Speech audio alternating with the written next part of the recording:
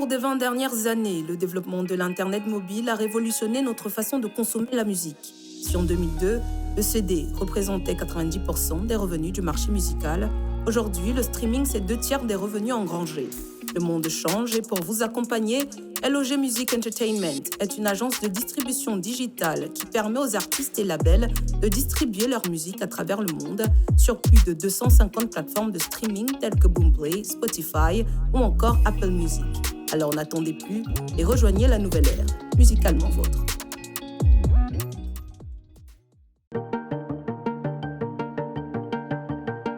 Bienvenue chez Bill Automobile. Bill Automobile est une entreprise spécialisée dans l'achat et l'expédition professionnelle des véhicules et engins vers le continent africain. Bill Automobile vous donne également la possibilité de faire du groupage à destination du Cameroun et surtout met à votre disposition un espace de stockage sécurisé. Bill Automobile, l'envie de vous servir. Nous avons pensé. Pour mieux répondre à vos attentes, nous avons rehaussé le standing.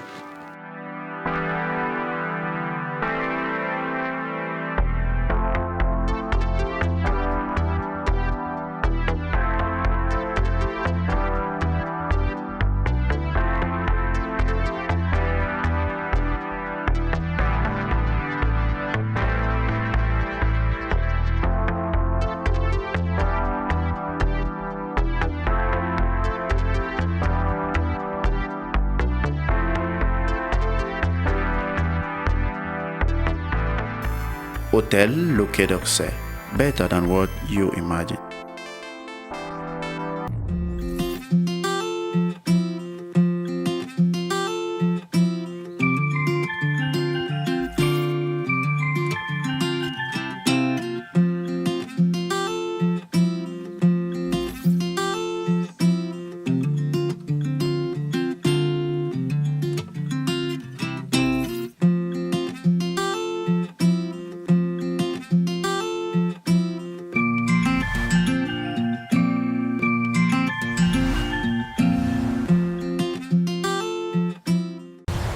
Mesdames et messieurs, bonjour et bienvenue dans cette autre édition de votre émission Autant le dire. Saura-t-on jamais la vérité sur l'assassinat de Martinez Zogo? L'enquête prescrite par le président de la République fait son bonhomme de chemin.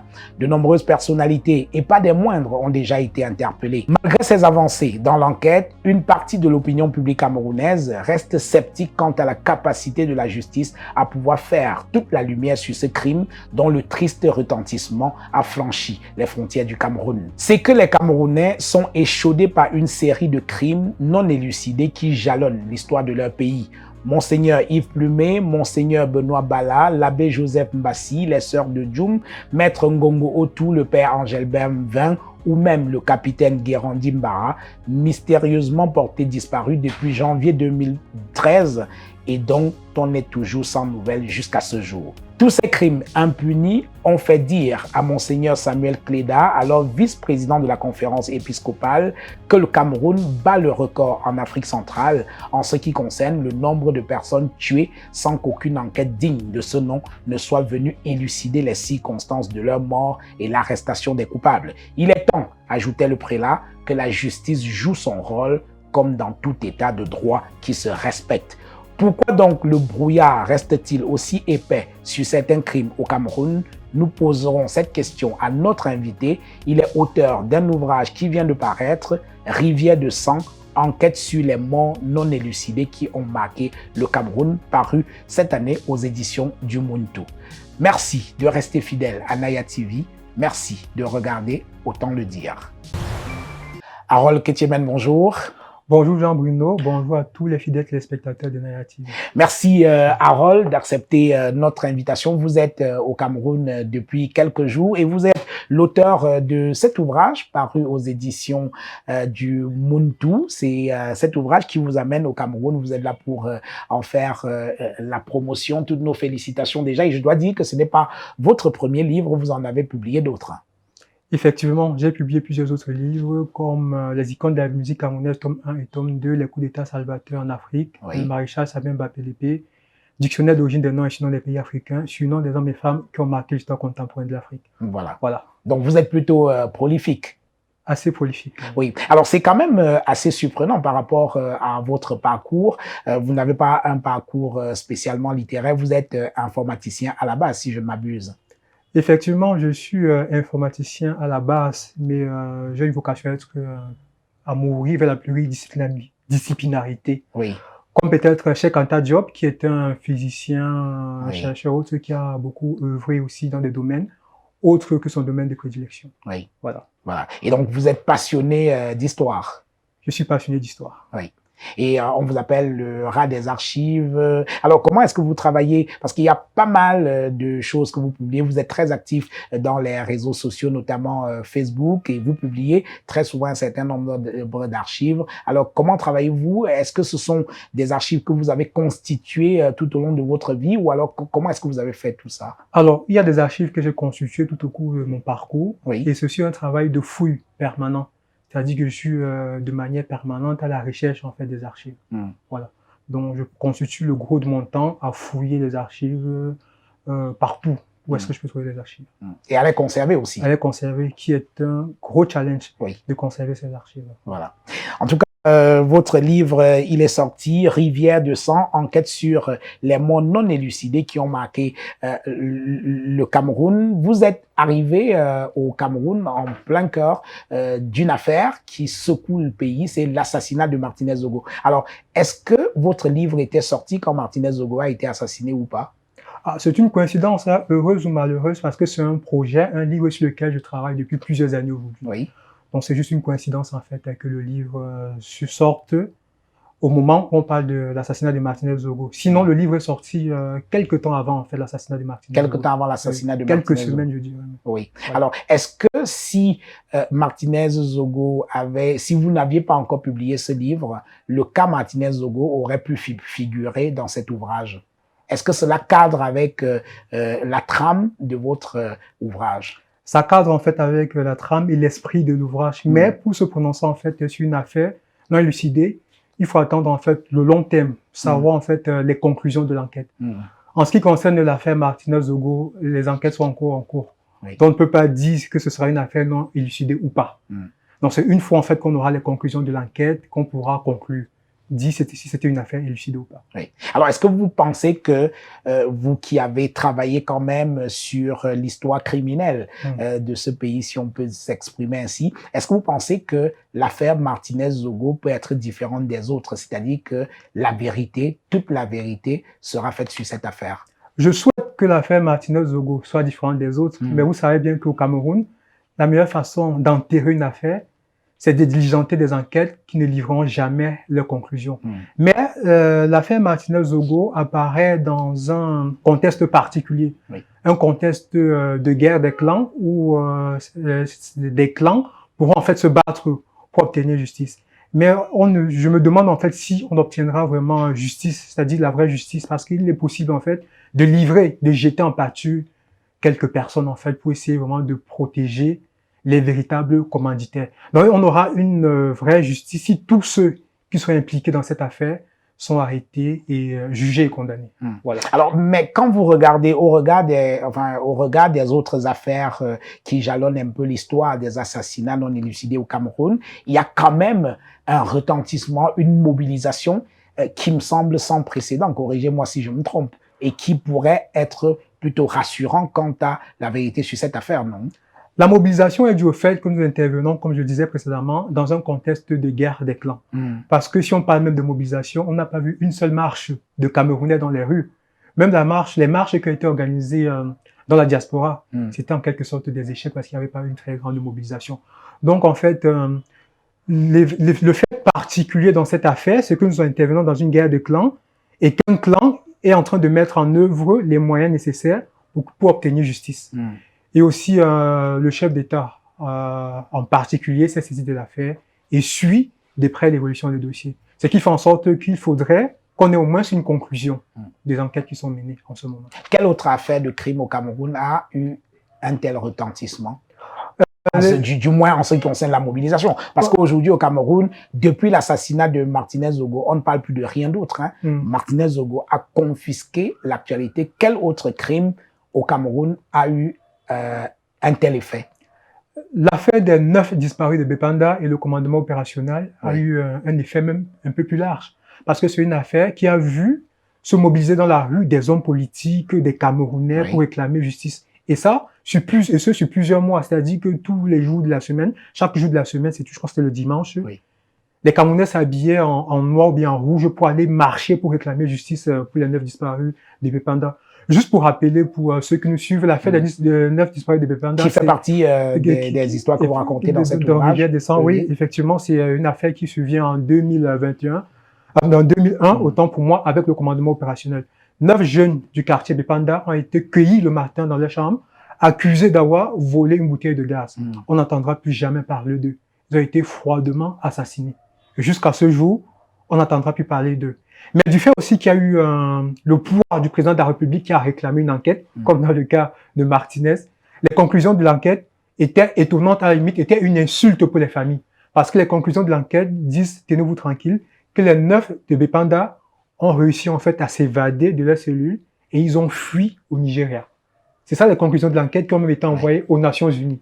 Voilà. Donc je crains en fait qu'on puisse arriver au même en fait théâtre à la conclusion de l'affaire Martinez Zogo. C'est pour ça en fait qu'il faudrait que la mobilisation soit maintenue, que ce soit la mobilisation de la presse, des médias et surtout des Camerounais. Voilà. Et parlant de mobilisation, la mobilisation fut grande, effectivement. Sur le cas des 9 disparus de Bépanda, il y a des avocats qui sont constitués à l'international. Il y a même eu un film sur cette histoire qui a été réalisé. L'association Survie s'était mobilisée. Et malgré tout cela, l'enquête a été bâclée. Malgré tout cela, l'enquête a été bâclée. Donc du coup, il faut en fait qu'on soit vigilant et qu'on veille à ce que la justice soit dite. L'affaire Martinez Zogo. Alors, dans votre livre Rivière de sang, vous recensez une vingtaine d'affaires, de crimes non élucidés. Là-dedans, il y a des crimes qui ont fait l'objet de procès et d'autres qui n'ont même pas, pour lesquels il n'y a même pas eu un procès, c'est-à-dire il n'y a même pas eu l'ouverture d'une enquête, rien du tout. Alors, quel est le lien que vous faites entre toutes ces affaires, en dehors du fait que ce soit des affaires non élucidées, mais il y en a pour lesquelles on a quand même des enquêtes, il y a même des verdicts qui ont été prononcés sur certaines affaires. Quel lien vous faites entre tout ça? Alors, on peut faire le lien à divers niveaux. Oui. Le lien peut aussi être lié au fait de l'implication de l'État, c'est-à-dire qu'il y a certaines affaires qui révèlent, du moins qui révèlent les oripeaux du secret d'État, c'est-à-dire des affaires où l'État est impliqué grandement. Dans ces affaires, généralement, il n'y a pas de poursuite judiciaire ou bien il n'y a rien qui se fait. Et puis, il y a aussi des affaires en fait d'ordre général qui relèvent presque du fait divers, c'est-à-dire des affaires du quotidien. Dans ce cas, par exemple, il y a des enquêtes qui sont mêlées, etc., qui sont menées, etc. Et aussi, ça dépend aussi du degré d'implication des familles ou bien des personnes visées. Dans les affaires pour lesquelles nous avons vu des personnes s'investir grandement pour réclamer justice, on a vu qu'ils ont porté ça devant les juridictions, même si cela n'a pas abouti. Mais dans les affaires où les familles ont été frileuses, où les familles ont laissé tomber, on a tout simplement laissé tomber. Voilà. Et dans les affaires qui concernent le secret d'État, c'est l'État qui s'engage en fait à maintenir le silence, c'est l'omerta. C'est-à-dire qu'il y a une chape de silence qui entoure ou alors qui étouffe un certain nombre d'affaires. Il y a une chape de personnes qui pèse sur ces affaires et on observe en fait une corrélation incestueuse entre l'État dans certains cas et même le religieux. Parce que dans les cas des affaires qui impliquent les religieux, comme vous le disiez en fait au début à l'entame de vos propos, on observe en fait au Cameroun, le Cameroun bat les records en termes d'assassinat des religieux en Afrique centrale, même en Afrique tout court, avec la liste de ceux que vous avez cités précédemment, que ce soit Monseigneur Yves Plumé, l'abbé Joseph Mbassi, la sœur de Djoum, etc. Dans les affaires, ou bien le père Angèle Bevin, on observe en fait une corrélation très incestueuse en fait entre l'État et le religieux. On en parlera. Nous allons évoquer toutes ces affaires, enfin pas toutes ces affaires, on va prendre quelques-unes qui me semblent assez retentissantes. Tiens, Commençons par l'affaire de Monsieur Pewé, qui était le numéro 2 du CEDOC, le service d'études et de documentation, qui est un peu l'ancêtre de la DGRE actuelle, numéro 2, qui se retrouve dans une affaire criminelle. Et au commencement de cette affaire, il y a une idylle extra-conjugale. Racontez-nous l'histoire. Le hasard s'est fait les choses parce que Monsieur Pewé, on peut l'assimiler aujourd'hui à Monsieur Danwé. Danwé. Parce que c'est presque le numéro 2, absolument, de la CEDOC. C'est le même du CEDOC, voilà. Oui. Voilà, donc, Monsieur Pewé était le numéro 2 du sinistre Jean Fauchivé, chef de la police politique camerounaise de Soaïdjo et sous Paul Biya. Voilà. Donc, Monsieur Pewé vivait une idylle, une belle histoire avec une espionne qui s'appelait Janine. Janine travaillait pour le secrétariat général de la présidence du Cameroun. Donc, c'était une espionne qui avait été mise en place par Jacques Faucard. De nationalité française. Voilà, de nationalité française. Elle était blanche. Elle avait été mise en place par Jacques Faucard. Parce que nos pays venaient à peine, en fait, d'être indépendants. Et la France, qui souhaitait avoir une même mise sur notre pays, tenait à ce qu'il y ait des agents infiltrés. Absolument. Voilà, pour écouter aux portes et pour continuer le travail de la France-Afrique. Monsieur Pewé tombe donc amoureux de Janine et les deux filent le parfait amour. Mais avec du recul, on se demande vraiment si c'était de l'amour ou bien si c'est qu'elle jouait son rôle en fait d'espionne. Absolument. Voilà. Il se trouve donc que Janine, qui était une belle femme, va aussi taper à l'œil du directeur du cabinet civil de la présidence de la République. Un certain Clément Langue Chopny, qui en réalité n'est autre que le frère aîné de la fameuse Françoise Foni, que nous avons connue comme militante et très engagée du RDPC. Voilà. Et lorsque maintenant Monsieur Pewé découvre le poteau, c'est-à-dire qui, comme d'habitude on fait dans ce genre d'affaires, c'est des gens extérieurs qui viennent vous annoncer en fait que vous êtes cocufié. Donc Monsieur Pewé découvre donc, apprend de l'extérieur que Janine le trompe avec le directeur du cabinet civil de la présidence de la République du Cameroun. Oui. Il refuse d'y croire. Et il va monter un stratagème, il va surprendre les deux toutoureaux en flagrant délit. Il va entrer dans une colère folle au point de perdre la tête. Monsieur Pewé est donc, il est interné en fait à l'hôpital de Yaoundé parce que ça ne va pas dans sa tête, il pète les plombs, mais il est fortement meurtri par ce qui lui arrive. Et bien qu'étant interné, il va des fois en fait réussir à s'aimer ceux qui le gardent pour venir carrément à la présidence de la République. Il va carrément venir un jour rencontrer Germaine Aïdjo, l'épouse du président Aïdjo, pour lui dire, raconter ce qui se passe, pour pleurer, pour dire que ma femme me trompe, comment tu peux laisser que le directeur du cabinet civil me fait ça. Germaine Aïdjo va prendre peur, elle va les conduire. Il va donc rentrer dans l'hôpital dans lequel il est. Donc il va réfléchir, comment est-ce qu'il peut faire pour toucher et faire du mal en fait à cette femme qui a brisé son cœur et qui fait de lui la risée de tout le monde. Il va donc aller dans sa salle, dans sa chambre. Il va prendre son fils, le fils qu'il a eu avec sa femme. Avec Janine. Il va donc décider de d'abattre son fils avec son arme de fonction. Retourner par la suite l'arme contre lui. Après avoir abattu son fils, il va écrire un message pour dire « Ma chère Janine, je te laisse avec ton amant. Tu n'auras jamais la paix pour le restant de tes jours. » Et il va se tuer. Il va se suicider lui-même. Il va se suicider lui-même. L'affaire va connaître un retentissement tonitruant. Mais sauf que, comme vous le disiez en fait dans votre précédente question, c'est une affaire en fait qui ne figure pas aujourd'hui dans les archives. C'est-à-dire que vous ne trouverez pas cette affaire, même dans les coupures de presse de cette époque. Au Cameroun, c'est une affaire qui a été extirpée même des archives. Comme en fait, pour cacher ce secret qui devrait être censé être un secret d'État. Donc, cette affaire en fait aura le mérite de révéler quelqu'un qui plus tard va présider aux destinées du Cameroun, Paul Biya. Parce que lorsque cette affaire se vient... Lorsque Chopny est viré du poste... Effectivement, des directeurs du cabinet civil, c'est Biya qui le remplace. C'est ça. Aïdjo dit qu'il ne veut pas de quelqu'un de frivole, etc. Il sait que Paul Biya est quelqu'un d'assez discret, calme, rangé. On le prend donc pour remplacer Chopny.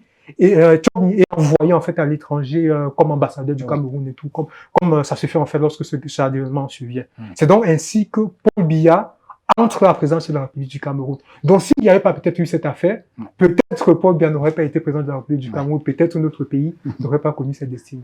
Voilà. Alors, et monsieur Tsobni, qui a travaillé dans une représentation diplomatique camerounaise à l'étranger, en Belgique, je crois. En Belgique, oui. Oui, et il a pris sa retraite avant de décéder un peu plus tard. C'est ça, il a pris sa retraite et est décédé paisiblement. Et Janine, qu'est-ce qu'elle est devenue après cette tragique histoire? Janine, après cette histoire, est repartie en France. C'est une dame, en fait, qui vit encore et que quelques Camerounais ont même eu l'occasion, en fait, de croiser dans les missions diplomatiques camerounaises à l'étranger. Voilà, parce que son histoire était connue de tous. Absolument. Alors, dans votre livre, il y a aussi l'affaire de la famille Mpondo qui est décimée par leur vigile. Alors, parlez-nous là aussi de cette autre affaire, un crime qui a tenu le Cameroun en haleine en juin 1979 dans leur résidence au quartier Bonabéry à Douala. Voilà. Ouais. Dans la nuit du 7 au 8 juin 1979, une famille est décimée entièrement au quartier Bonabéry à Douala. La femme, le père, les enfants, même le chien n'a pas été épargné. Et les premières accusations sont jetées en fait sur les vigiles en fait du couple. Du moins de la famille Mpondo, c'est-à-dire Ombe et Njomze, Sylvestre Njomze et son ami Ombe. Ils sont donc accusés d'avoir commis ce crime.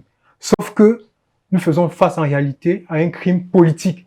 C'est juste en fait des personnes qu'on a décidé de sacrifier pour protéger. Alors pourquoi vous pensez que c'était un crime politique? Qui était ce monsieur Mpondo? Voilà. Monsieur Mpondo était un brillant universitaire camerounais qui a fait ses études aux États-Unis. Il était très proche de la négritude de Senghor, du panafricanisme. Il était très engagé politiquement pour la libération de l'Afrique. C'est pour cela qu'après ses brillantes études aux États-Unis, il décide de rentrer au Cameroun pour se mettre au service de son pays. Et à ses débuts au Cameroun, il était assez simple. En fait, il faisait une mission de bénévolat, c'est-à-dire que même lorsqu'il donnait des cours au collège Alfred Saké, etc., il le faisait de manière bénévole. Il venait même à l'école avec des espèces de tchaka. Il s'asseyait même sur les bancs avec les étudiants, comme les élèves comme étant ses amis, en fait. Et il a même fait parler de lui à l'université de Yaoundé, où il a tenu une conférence sur le degré zéro du français au Cameroun. Il trouve en fait que le niveau était assez bas. Cela lui a valu de nombreux problèmes, et même son poste à l'université de Yaoundé, même ses diplômes qui ont été confisqués, brûlés, etc. C'est ainsi donc qu'il entre donc en contact avec la société Gulf. La société Gulf, c'est une société américaine qui s'occupe en fait, qui fouille et exploite le pétrole au Cameroun. Il signe donc un contrat en tant que grand directeur là-bas au sein de la société Gulf. Au sein de cette société, il est donc au courant, au parfum de tout ce qui concerne le pétrole au Cameroun. La gestion du pétrole. Qui a toujours été quelque chose d'assez nébuleux, etc. Et donc, M. Mpondo, en fait, découvre que les Américains ont découvert un grand gisement de pétrole dans la région anglophone du Cameroun. Et l'État du Cameroun, le président du Cameroun, le gouvernement camerounais, ne souhaite pas que les Camerounais soient informés de cela, parce qu'il faudrait que ce soit un secret d'État. Le Cameroun veut maintenir sa gestion nébuleuse du pétrole. Nous intervenons en fait dans un contexte politique particulier parce que nous avons de l'autre côté les anglophones, la partie anglophone du Cameroun et la partie francophone. Le pétrole a été découvert dans la région anglophone. Et donc si les anglophones notamment ont vent de cela, ils vont réclamer, comme à l'époque du fédéralisme, la gestion eux-mêmes, parce que c'est le pétrole qui rapporte beaucoup d'argent. Ils vont réclamer la gestion de leurs affaires. Donc, il n'est donc pas question que cela soit ébruité. Mais M. Mpondo, en patriote convaincu, veut ébruiter cela. Il veut tout révéler. C'est donc là que le président Ahidjo, lui-même en personne, entre en jeu. Il contacte en fait le père de M. Mpondo, qui est le président Ahidjo. Le président Ahidjo le contacte, son conseiller, pour demander de parler à son fils, de manière à ce que son fils se mette sur ses gardes. Mais le fils zélé ne va pas écouter son père. Et les exécuteurs entrent en jeu. On contacte en fait, visiblement aussi, on contacte en fait ses gardiens, c'est-à-dire Njomze et Ombe, pour les mettre en fait au parfum de cela. C'est-à-dire qu'on dit qu'on viendra tel jour, il faudrait que vous mainteniez le portail ouvert ce jour. Le signe pour lancer l'offensive, ce sera un caillou qu'on va lancer sur l'auto, etc. Donc le commando va faire le déplacement de Yaoundé pour venir à Douala réaliser la sale besogne. Avec donc la contribution des gardiens, on réalise la sale besogne. On tue d'abord Madame Mpondo, qui était de nationalité américaine, qui était blanche. On tue son fils Nicolas et même le bébé de quelques jours est enfermé dans une commode. Et par la suite, il sera assassiné à l'hôpital, à la clinique Sopor, à Douala. Voilà. Donc, lorsque cela est en fait réalisé, on réalise tout cela, on tue et on enterre les corps. Et maintenant, les gardiens partent en fait avec la voiture. Ils ont reçu quand même une rançon, une voiture. Un pécule, oui. Un pécule, oui. Ouais. Une voiture également, voilà. il me semble. Voilà. Et la voiture du couple. Ouais. Et puis, ils sont partis, ils ont été arrêtés quelque part dans une bourgade à Bameka, ils ont été extradés à Douala, où ils ont été jugés. Oui. Sauf que le volet, en fait, politique de l'affaire, c'est que lorsqu'ils ils sont arrêtés, en fait, et en 79 et tout ça, le Cameroun n'exécutait plus de condamnés à mort. Oui. Mais ils ont été jugés et Ils ont été jugés et exécutés en 87, alors que le Cameroun n'exécutait plus de condamnés à mort. Comme si, en fait, il était question de cacher un secret. Parce que de 79 à 87, beaucoup de choses se sont passées. Des gens sont venus au pouvoir, sont montés au pouvoir et tenaient même les rênes du pays. Et parmi ces gens, il y avait des personnes qui avaient participé à cet assassinat odieux et qui avaient été vues par ces personnes.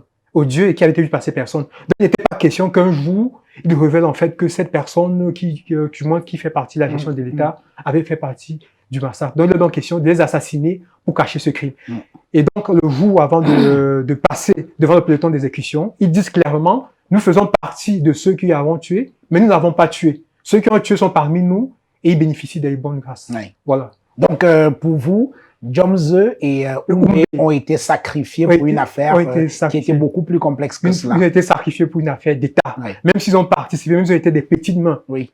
Ils ne sont pas, ce n'est pas eux qui ont tué, ce n'est pas eux qui ont formaté. Et M. Pondo et sa famille n'ont pas été exécutés pour une banale histoire de banditisme. C'est pour une affaire de secret d'État. Oui. Un bandit n'exécute pas, ne décime pas toute une famille. Aussi froidement. Vous volez. Aussi froidement. Aussi froidement. Et juste en fait pour rappeler que, pour faire un lien avec l'actualité, l'assassinat de la famille Pondo rappelle l'assassinat de Martinez Zogo. Parce que lorsque survient l'assassinat de Martinez Zogo, la famille de M. Pondo m'appelle en pleurs pour me dire qu'ils revivent en voyant le corps mutilé de Martinez Zogo. Oui. Ils revivent en fait ce qu'ils ont vécu en 1979 en voyant le corps meurtri de M. Simon Pondo, parce que M. Simon Pondo son corps avait été martyrisé avec du fil de fer. Son épouse avait même été violée avant d'être enterrée. Alors, autre affaire que j'ai trouvée, enfin c'est macabre tout ça, mais assez révélatrice quand même, assez intéressante comme affaire criminelle, c'est la mort le 6 février 1980 du Français René Journiac dans le ciel de Ngaoundéré alors qu'il a rendez-vous avec le président Amadou Ahidjo et il meurt dans un accident d'avion. C'est quoi cette histoire? Voilà. Un accident d'avion qui n'est pas très connu aujourd'hui. Oui. C'est-à-dire le secret d'État et la volonté en fait de liberté associée d'avion. Ni la partie camerounaise, ni la partie française n'ont voulu parler de cette histoire. Alors commençons par le commencement, si vous le voulez bien. Le monsieur Journiac René, qui est-ce? Voilà. Donc René Journiac en fait c'est un espion. René Journiac à la base c'est le numéro 2 du fameux Jacques Faucard, le monsieur Afrique de Gaulle et autres. Voilà, donc c'était le numéro 2. Mais sauf que lorsque Valéry Giscard d'Estaing arrive au pouvoir, il décide en fait de se séparer de Jacques Faucard. Parce qu'il trouve en fait que Jacques Faucard est dépositaire de l'héritage gaulliste. Il ne souhaite pas en fait que les héritiers de Gaulle aient une même mise en fait. Commencer à être un peu encombrant. Donc il est donc question de l'éloigner en fait du pouvoir.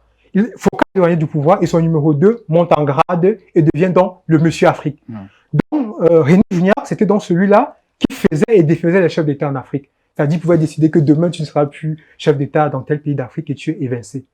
C'est dans ce sillage qu'il côtoyait l'ensemble des présidents du précaré africain, des caciques comme Omar Bongo, Amadou Ahidjo, même Bokassa, etc. Dans ce jour-là, son avion en partance du Gabon d'Omar Bongo devait faire donc escale au Cameroun et puis au Tchad et ensuite au Cameroun. Parce qu'il devait rencontrer aussi dans son activité france-africaine, devait rencontrer en fait des rebelles tchadiens pour mettre à mal Hissène Habré. Oui, parce que le monsieur René Journiac a participé quand même à des coups d'État en Afrique avec le fameux Bob Denard, notamment au Bénin de Mathieu Kérékou, etc. Voilà. dont c'était de Barbouze. Voilà, donc cette visite en fait qu'il rend donc en ce jour de février 1980 à Amadou Ahidjo, c'est une visite secrète parce que c'est une visite qui se déroule à Ngaoundéré. De manière habituelle, c'est pas à Ngaoundéré que les visiteurs qui viennent au Cameroun atterrissent. Donc c'est à Yaoundé ou bien ça peut être à Douala. Et même le président en se rendant s'est rendu en fait de manière assez secrète. Dans ce jour-là, alors que le président a attend donc l'arrivée de son invité. Il voit même l'avion arriver, hein. Il voit carrément l'avion arriver. Mais sauf que, au lieu que l'avion atterrisse, l'avion s'écrase immédiatement dans la brousse. Que s'est-il donc passé? Il s'est donc passé que René Jougnac a été assassiné de manière assez discrète par Valéry Giscard d'Estaing. Valéry Giscard d'Estaing, président de la France, a décidé donc d'assassiner René Jougnac à un moment clé de l'histoire de la France.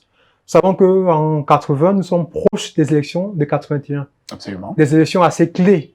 Des élections qui vont notamment plus tard voir François Mitterrand accéder Arriver à au la pouvoir. magistrature. Oui. Voilà. Sauf que René Jougnac connaît tous les secrets.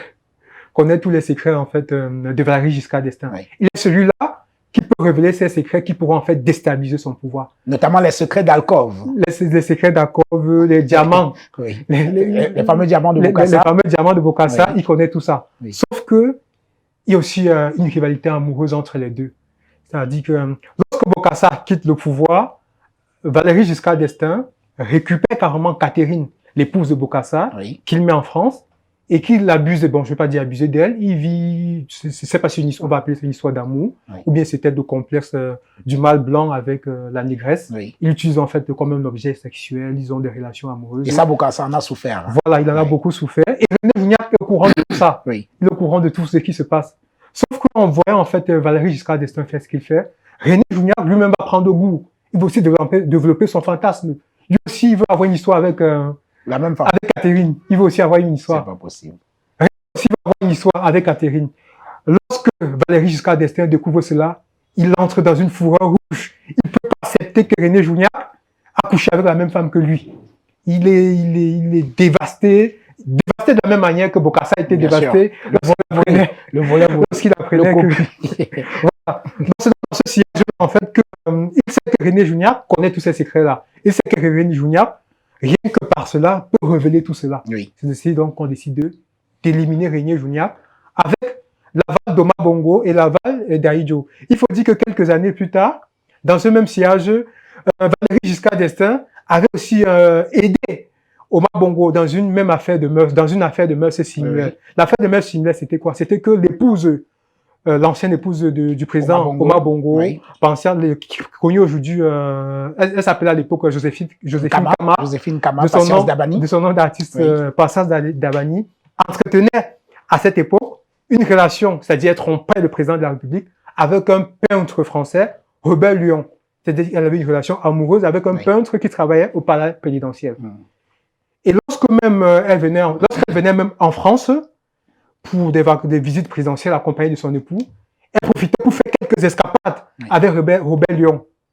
Dévasté en fait par cette situation, Omar Bongo a donc demandé à son ami, c'est-à-dire au président Valéry Giscard d'Estaing, Oui. de l'aider à neutraliser Robert Lyon qui met en mal son couple. Oui. C'est ainsi donc que les barbeaux français vont entrer en action et Robert Lyon, peintre français vivant en France, ayant fui en fait le Gabon pour se réfugier en France, sera tout simplement éliminé, Oui. exécuté. Oui. Et cela aussi revêt aussi des oripeaux du secret d'État parce que même cette affaire en France, Oui. c'est du secret d'État. On en a On a pratiquement pas Il y a parlé. Pierre Payan qui a parlé. Il a révélé cela. Il a révélé cette cela histoire, et c'est du secret d'État puisque la famille même oui.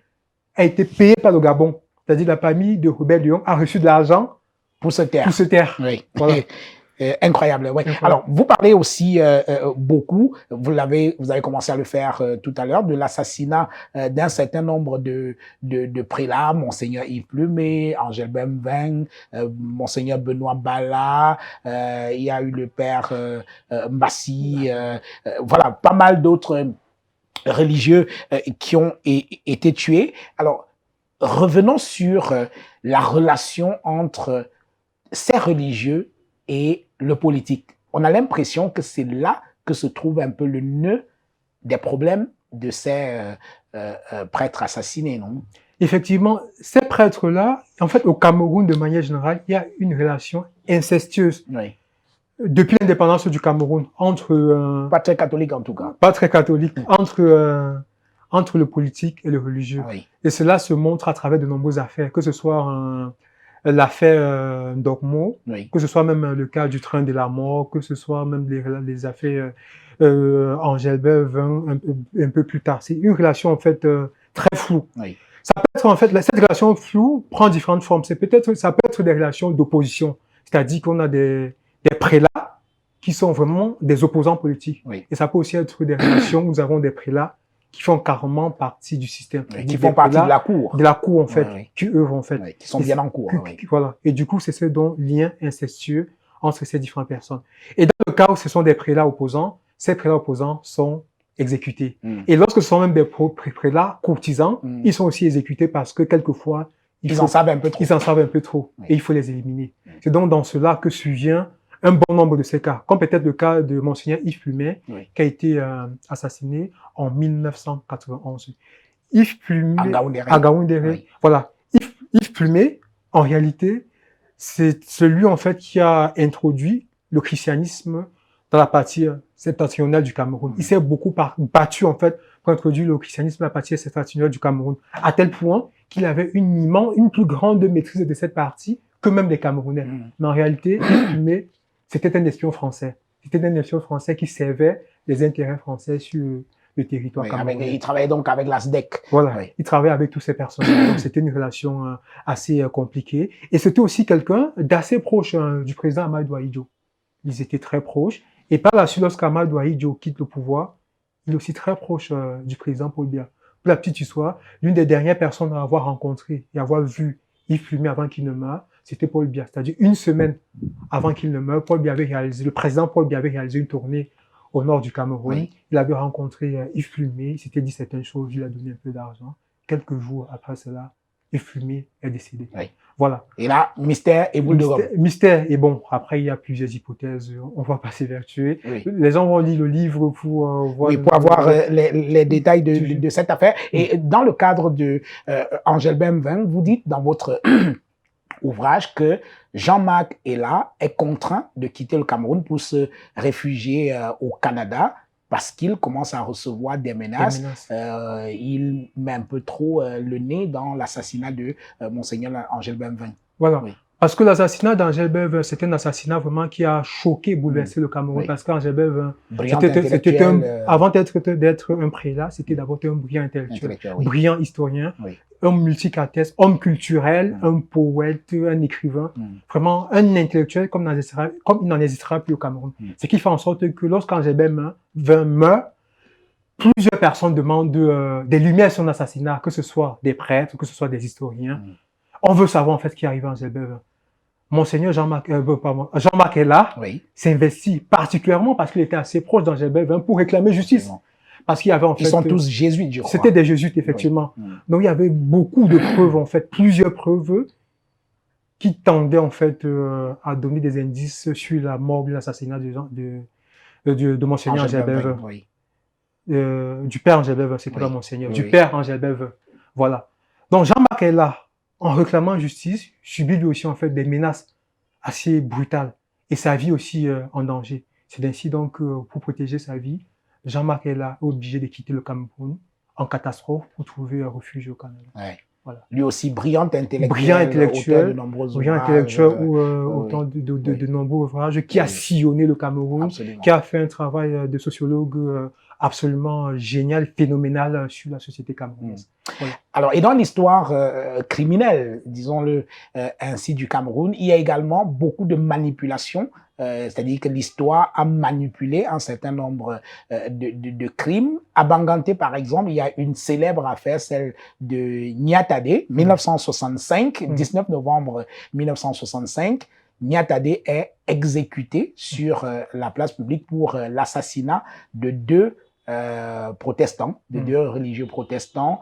Alors, revenons un peu sur cette affaire qui, effectivement, a marqué l'histoire de la petite ville de Banganté, notamment du quartier Fetoum, où il avait, où les deux prêtres, où les deux protestants avaient été assassinés. C'est quoi l'histoire?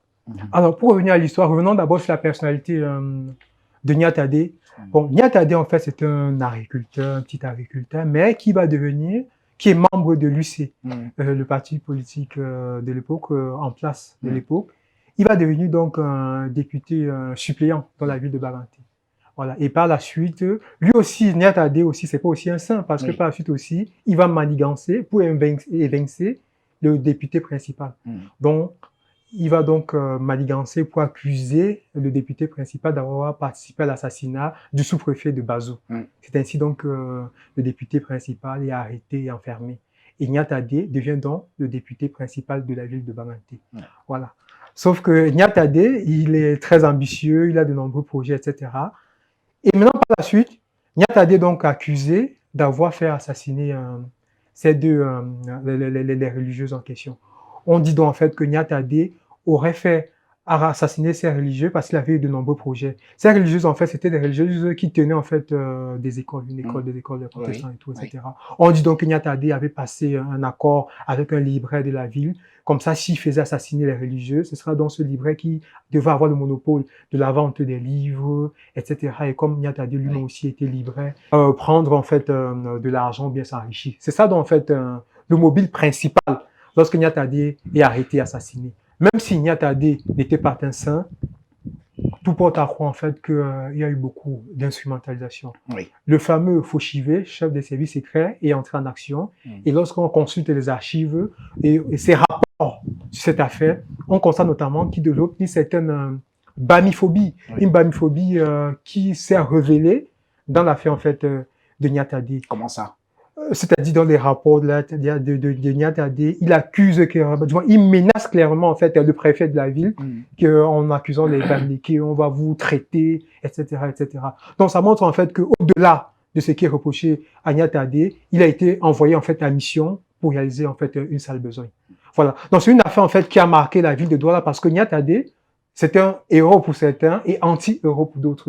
Et jusqu'aujourd'hui, cette affaire peut même séparer en fait des familles à Banganté. Parce que c'est une affaire qui peut même créer des guerres. Et jusqu'à une certaine époque, c'était un nom qu'on prononçait avec beaucoup de prononcer le nom Niatadé à Banganté, c'était quelque chose de pratiquement interdit. Quoi. Voilà, c'était quelque chose de pratiquement interdit. Et aussi, ce qui aussi contribué à compliquer cette affaire, c'est que l'artiste Nami Jean de Boulon a sorti donc une chanson sur Niatadé, une chanson en fait qui révèle une autre version, mais qui n'est pas forcément la vraie version. C'est-à-dire que la version erronée. Et ainsi donc cette version erronée est diffusée. Et quelquefois, un mensonge est répété plusieurs fois, ou bien quelque chose de faux finit par devenir vérité. Finit par devenir vérité, surtout que la nature aura du vide. Si c'est qu'il n'y a pas un travail de fait pour expliciter cela, on ne saura pas en fait la vérité. Donc, mon livre en fait s'inscrit dans ce sillage, c'est-à-dire, même si je ne prononce pas dans ce cas sur la vérité exacte, je donne en fait les pistes, et je donne aussi des archives, des éléments d'information palpables, des faits, pour pouvoir en fait juger, prendre des conclusions sur cette affaire. Voilà. Je vous propose, Harold Ketchemen, de prendre une petite pause et nous revenons dans quelques secondes pour la suite de cette émission. Voilà, mesdames et messieurs, retour dans cette émission avec notre invité Harold Ketchemen, auteur de cet ouvrage qui vient de paraître aux éditions du Muntu, Rivière de sang, enquête sur les morts non élucidés qui ont marqué le Cameroun. Nous en parlons depuis une quarantaine de minutes. Alors, Harold Ketchemen, quand on regarde tous ces crimes non élucidés, est-ce que ces assassinats non élucidés ne sont pas dus au fait que les Camerounais sont un peu veulent, notamment la société civile et les familles des concernés eux-mêmes? Effectivement, on observe en fait une certaine un laisser-aller en fait au niveau des Camerounais. Les Camerounais en fait ont perdu leur capacité d'indignation collective. C'est-à-dire que plus rien ne nous émeut. C'est-à-dire qu'on peut croiser même un mort dans la rue, un cadavre, ça ne nous dit plus rien. C'est-à-dire on peut tuer notre voisin, ça ne nous dit plus rien. Parce que si on regarde peut-être l'actualité récente, en 2022, on a eu le cas à Biémassi où une femme a tué sa belle-sœur dans un hôtel de la place. Elle a enfermé le corps, elle l'a découpé en morceaux, enfermé dans une valise et elle est partie. C'est une affaire qui a fait peut-être les choux gras des réseaux sociaux pendant quelques jours. 2 ou 3 jours. Et une affaire qui a été oubliée. C'est-à-dire que même la presse, c'est-à-dire même les médias, on ne parle pas de cela.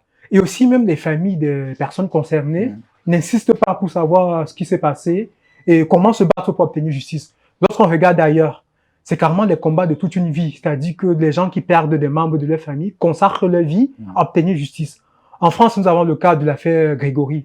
L'affaire Grégory. Le petit Grégory qui a été tué en 1984. C'est une affaire qui continue en fait de susciter les mois et le débat en France. C'est-à-dire qu'on continue à se battre pour savoir ce qui s'est passé. L'affaire Doutreau. L'affaire Doutreau. Qui a fait l'objet de plusieurs ouvrages, y compris des journalistes. L'un des derniers livres que j'ai lu sur l'affaire Doutreau, justement, c'est Florence Aubenas, qui a écrit un livre, le titre, c'est La méprise. La méprise. Oui. Donc, c'est des affaires qui sont au cœur de l'actualité. Dans plusieurs pays, aux États-Unis, on s'interroge toujours sur la mort de Martin Luther King, de Kennedy. Même en Russie, il y a le cas d'un meurtre qui s'est tenu en 1959. On a réouvert le dossier en 2022 pour savoir en fait ce qui s'était passé en 1959. Donc, au Cameroun, il y a se laisser aller. Il y a aussi la paresse. C'est-à-dire que ce sont des affaires qui peuvent être entretenues par la presse. C'est-à-dire que des journalistes peuvent faire des enquêtes, des contre-enquêtes dessus. Ailleurs, on regarde des émissions de crimes, c'est-à-dire des émissions qui s'intéressent à des affaires criminelles non élucidées. Cela, en fait, contribue à relancer ces affaires, c'est-à-dire à susciter le débat ou même à poser des questions sur les commanditaires, les auteurs ou bien les mobiles de ces crimes. Alors, quand on prend, par exemple, le cas des cas récents, comme l'assassinat de Monseigneur Benoît Bala. On peut prendre également l'assassinat probablement du capitaine Guérandi Mbara. Ni la société civile, ni les propres familles des concernés ne montrent aucune détermination à connaître la vérité là-dessus. Comment est-ce qu'on peut expliquer ça? Pour ce cas spécifique, c'est la peur. Oui. C'est-à-dire que les Camerounais ont beaucoup peur. Ils ont même plus peur que ce qu'ils en font, en fait. Ils ont même peur plus qu'il n'en faut. Oui. Ce cas spécifique, par exemple, le cas de Guérandi Bara, au-delà même de sa famille, les Camerounais devaient se mobiliser. Les Camerounais dans son entièreté, parce que c'est un Camerounais qui a disparu mystérieusement depuis 2013. On n'a plus de ses nouvelles. Sa famille n'a plus de ses nouvelles. Sa femme est morte sans savoir ce que son mari est devenu. Oui. Mais personne, c'est-à-dire même son frère, ses cousins, personne. Il avait quand même une famille des frères, des sœurs, des cousins, des cousines. Personne n'a jamais ouvert la bouche pour chercher à savoir ce qui s'est passé et tout. C'est quand même fort, ça. C'est quand même fort. Personne, c'est-à-dire qu'ailleurs, par exemple, il y a des comités justice pour Guérandi qui se forment. Personne. Mais saluons quand même au passage le travail de quelques journalistes. Il y a le journaliste Jean-Marc Sobot qui a fait un ouvrage sur l'assassinat de Guérandi Bara et sur le cas de Monseigneur Jean-Marie Benoît Bala. Il y a les jeunes Tigas qui a fait aussi un travail dessus. Saluons en fait, saluons pour encourager en fait ces quelques cas. Ça montre en fait que si c'est que les journalistes mènent des travaux de contre-enquête ou bien d'enquête ou bien des émissions ou bien des livres dessus, rien ne va leur arriver puisque nous avons des cas palpables de personnes qui ont quand même essayé de travailler dessus et qui sont vivants. Ne serait-ce que pour entretenir la mémoire. Pour entretenir la mémoire ou bien susciter le débat. Voilà. Alors ailleurs, c'est quand même différent. Au Congo, Kinshasa, non loin de chez nous, l'assassinat de Floribert Chebeya le 2 juin 2010, jusqu'aujourd'hui, les personnes soupçonnées d'avoir participé à l'assassinat de ce militant des droits de l'homme et fondateur de l'association La Voix des Sans Voix, si je ne m'abuse, les assassins présumés continue d'être traqué au Congo. Au Burkina Faso, il y a le cas Norbert Zongo qui, lui, avait été assassiné depuis 1998 et jusqu'aujourd'hui, on cherche à connaître la vérité sur cette affaire, ou même du président Thomas Sankara, mort le 15 novembre 1987. Jusqu'aujourd'hui, on cherche à savoir la vérité sur cette affaire. Mais on voit bien qu'il y a d'abord l'implication des familles et également de la société civile. Mais au Cameroun, on tourne un peu la page trop vite, non? Au Cameroun, en fait, on tourne la page trop vite. C'est-à-dire que on a la mémoire courte. On oublie facilement et pourtant l'oubli, c'est la ruse du diable. Donc, d'où la nécessité, en fait, d'un tel ouvrage, en fait, pour raviver les mémoires, pour vaincre l'oubli et surtout, en fait, pour apaiser les familles. Parce que pour réaliser cet ouvrage, j'ai eu beaucoup à échanger avec les familles, c'est-à-dire pour avoir des informations. Et je constate en fait que c'est des familles meurtries. C'est-à-dire c'est des familles qui ont subi des drames depuis plus de 40 ans, mais ces familles portent encore ces drames au fond d'eux. Ces familles en fait ont besoin, ont soif de justice pour pouvoir en fait obtenir la paix. C'est-à-dire pour pouvoir retrouver la paix. Voilà. Et au-delà en fait de cela, c'est-à-dire que les familles qui sont un peu la société civile qui est molle, même les politiques qui ne font pas ce qu'il faut pour réclamer justice, les Camerounais eux-mêmes qui ne s'investissent pas suffisamment pour réclamer justice, il faut aussi interroger en fait la justice. La justice et aussi la police. C'est-à-dire qu'on constate en fait au niveau de la justice de nombreux manquements. C'est-à-dire beaucoup de manquements. C'est-à-dire la justice n'est pas dite. C'est-à-dire, même lorsque ces affaires sont quelquefois portées devant la juridiction compétente, c'est pas la justice. On l'a vu précédemment. Elle est corrompue, Elle est corrompue. Voilà. On l'a vu. Beaucoup de magistrats sont incompétents. C'est ça. Et c'est même une insulte, en fait. On l'a vu avec le cas des disparus de Bepanda, les conclusions de l'enquête. On l'a vu, par exemple, avec l'affaire Dikoum. C'est-à-dire où Marinette Dikoum assassine son mari en 1983 pour filer le parfait amour avec son amant. C'est-à-dire que aujourd'hui, toutes ces personnes qui avaient tué ce monsieur sont aujourd'hui libres. Et Marinette est même sortie quelques temps avant la date prévue. Oui, il y a eu une erreur. Voilà, parce que c'était pas une erreur, c'était qu'elle avait réussi à voir le régisseur de la prison, qui a fini par être aussi son amant. Il a réussi donc à faire ce qu'il fallait pour qu'elle sorte, même si après elle a été ramenée en prison. Donc en fait, la justice en fait est vraiment défaillante en fait. Il y a beaucoup. Et aussi, je parlais aussi de la police, aussi des enquêtes. Le travail d'enquête n'est pas fourni. Il n'y a pas d'enquête. Il n'y a pas d'enquête. Et même les prémices en ce qui concerne les enquêtes ne sont pas faites. C'est-à-dire que lorsqu'on est fait face à une situation de crime, même aujourd'hui, avec le développement de tout ce qui concerne les enquêtes, regardons par exemple le cas de l'affaire Martinez-Zogo. Lorsqu'on découvre en fait la dépouille de Martinez-Zogo, ailleurs, ce lieu aurait été protégé. C'est-à-dire que le lieu allait être protégé, on allait barrer, il y avait des personnes qui allaient venir pour prendre les empreintes. Le prélèvement, parce que le corps a été manipulé, tout ces vêtements étaient là, les individus qui ont touché ces vêtements-là. Rien que les empreintes, en fait, prélevées sur la dépouille de Martinez-Zogo, auraient pu, en fait, nous permettre de confondre. En fait, on est au degré zéro en fait, zéro Cameroun. C'est-à-dire que rien que c'est la préhistoire. La préhistoire, c'est-à-dire que rien que les empreintes, l'ADN qu'on aurait prélevé isolé sur la dépouille de Martinez-Zogo, aurait permis, en fait, que ceux qu'on a interpellés aujourd'hui, on aurait pu savoir si ceux-là, les ADN figurent, en fait, sur le corps martyrisé de Martinez-Zogo. Donc, il faut en fait que la police camerounaise en fait fasse un travail d'enquête sérieux et mette les moyens. Parce qu'au Cameroun aujourd'hui, on ne peut même pas en fait résoudre une affaire rien qu'à partir de l'ADN. Et pourtant l'ADN, c'est une technique avancée qui a permis en fait. De toutes les façons, ça se fait pas. Ça se fait au Cameroun pour identifier le corps de Martinez-Zogo. Il a fallu envoyer les prélèvements à l'étranger. Et pourtant, c'est une technique qui a révolutionné en fait l'enquête au monde. C'est-à-dire l'ADN a permis par exemple dans le monde entier de capturer des tueurs en série, plusieurs années plus tard, le tueur en série Guy Georges. Guy Georges est capturé parce que, grâce aux évolutions des ADN, c'est là qu'on le capture.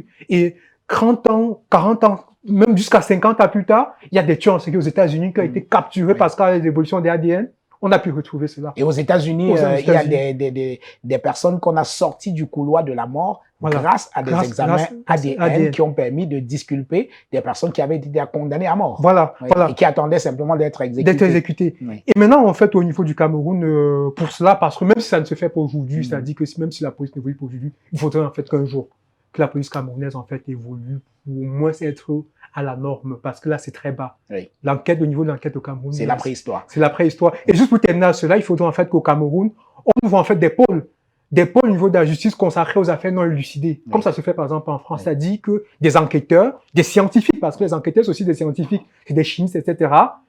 Donc en fait, la mission, c'est de travailler sur ces affaires non élucidées pour essayer de les élucider.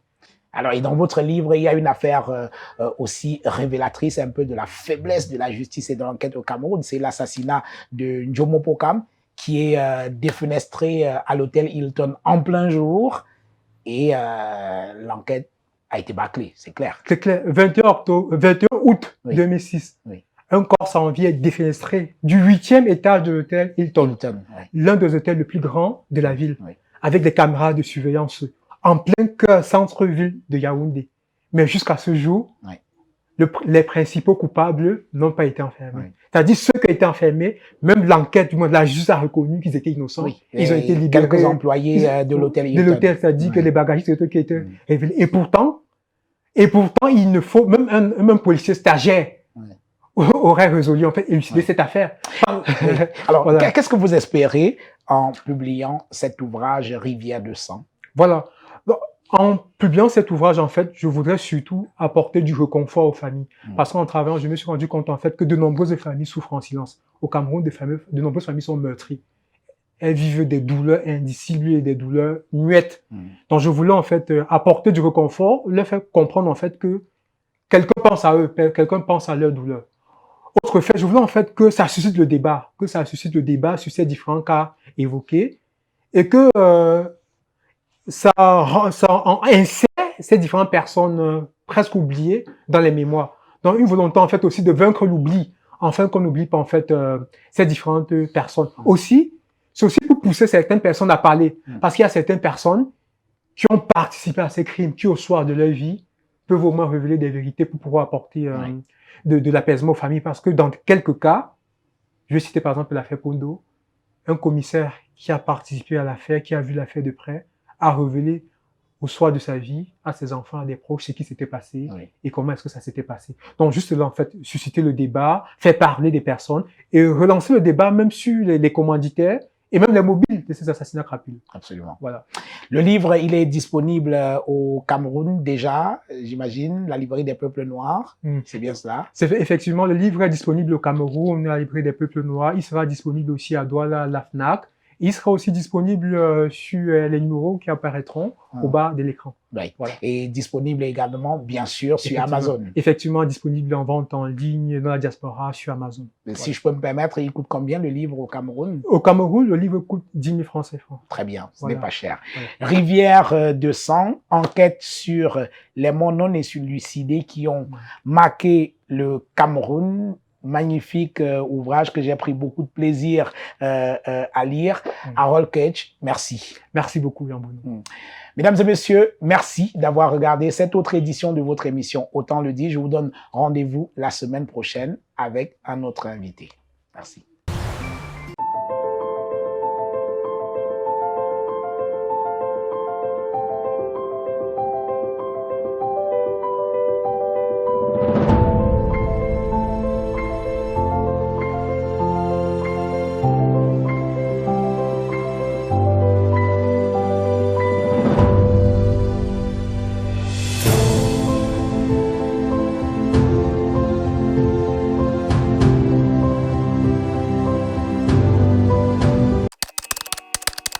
Au cours des 20 dernières années, le développement de l'Internet mobile a révolutionné notre façon de consommer la musique. Si en 2002, le CD représentait 90% des revenus du marché musical, aujourd'hui, le streaming, c'est 2/3 des revenus engrangés. Le monde change et pour vous accompagner, LOG Music Entertainment est une agence de distribution digitale qui permet aux artistes et labels de distribuer leur musique à travers le monde sur plus de 250 plateformes de streaming telles que Boomplay, Spotify ou encore Apple Music. Alors n'attendez plus et rejoignez la nouvelle ère, musicalement vôtre.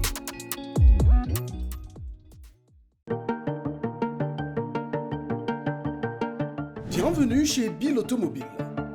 Bill Automobile est une entreprise spécialisée dans l'achat et l'expédition professionnelle des véhicules et engins vers le continent africain.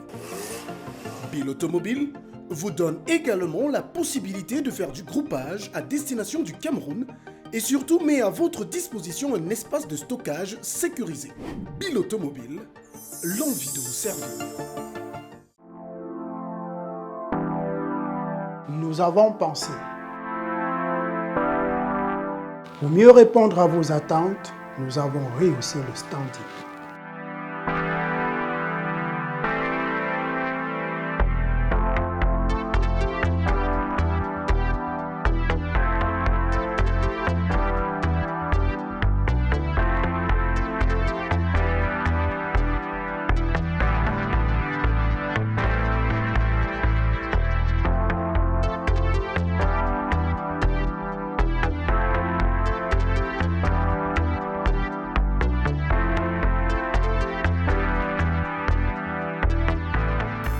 Hotel Le Quai d'Orsay. Better than what you imagine.